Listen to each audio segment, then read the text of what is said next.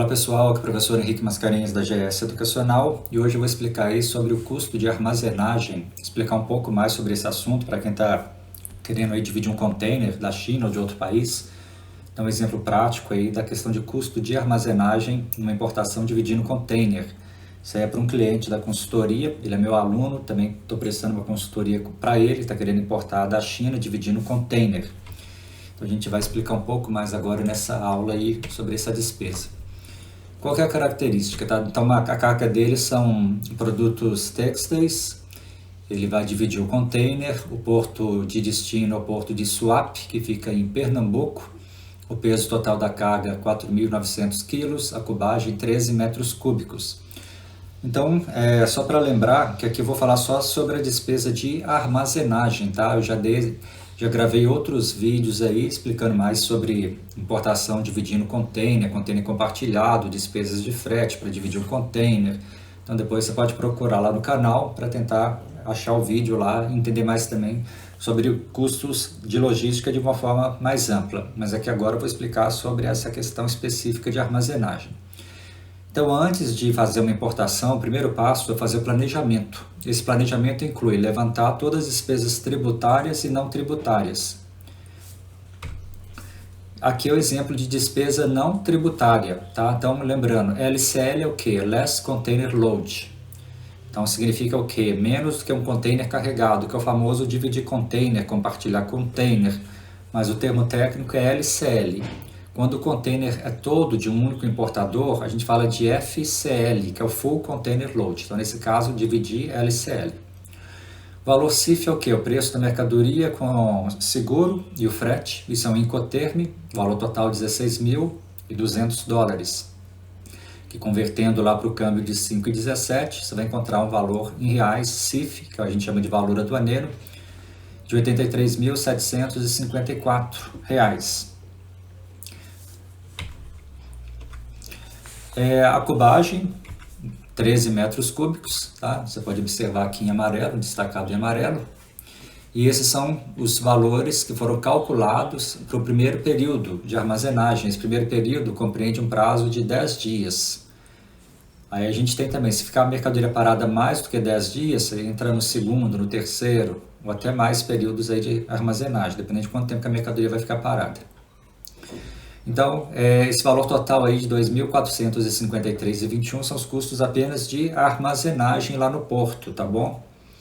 Lembrando que tem as despesas de frete, que você paga para o armador, que é o dono do navio. Tem as despesas que você paga para o agente de cargas, que são pagas à parte, e essa despesa que é paga para o terminal portuário, que a gente chama de armazenagem. Então, tem várias despesas que você pode observar aqui, que é cobrada lá pelo terminal. Tudo isso a gente tem que saber previamente para poder lançar na nossa planilha de custos da importação. Lembrando que além dessas despesas de logística, eu vou ter despesas de impostos a nível federal, a nível estadual, vou ter despesas de pagamento para fechar um câmbio, mandar um dinheiro para fora, vou ter despesa com despachante aduaneiro, despesa com uma consultoria, quando for necessária, despesas com o próprio produto, com o próprio seguro. Deixa eu ver o que mais. Tem o adicional de frete para renovação da marinha mercante, para quem faz importação marítima. Tem o frete rodoviário nacional, depois que essa mercadoria for liberada, pegar essa mercadoria lá no porto, levar até o endereço do importador. Então tem essa despesa também. Muitas vezes o importador ele precisa também de contratar uma empresa de inspeção lá na origem para verificar o produto está sendo embarcado da forma correta, para evitar algum tipo de problema. Então tem várias despesas que a gente tem que listar. Tá? Então, o que eu falo com o pessoal? Não existe fórmula pronta, tá? Não existe resposta pronta.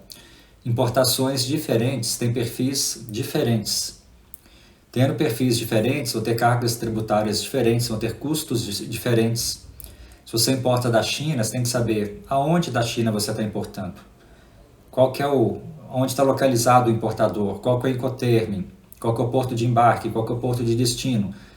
As despesas de armazenagem, por exemplo, lá no Porto de Santos, vai ser diferente do que no Porto de Suape, vai ser diferente do que no Porto do Rio.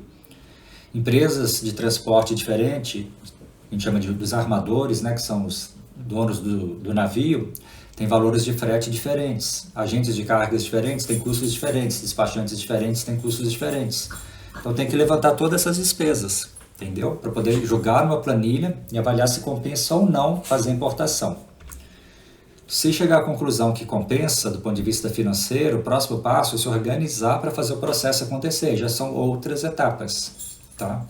Então lembrar desse detalhe aí, eu bato muito nessa tecla da importância de fazer o planejamento inicial, fazer um planejamento bem feito, para evitar surpresas desagradáveis, que às vezes o pessoal não sabe exatamente quais são as despesas que vai ter, chega aqui e começa a pagar um monte de despesa que nem imaginava que tinha, nem tinha jogado na planilha e às vezes até inviabilizou o processo de importação.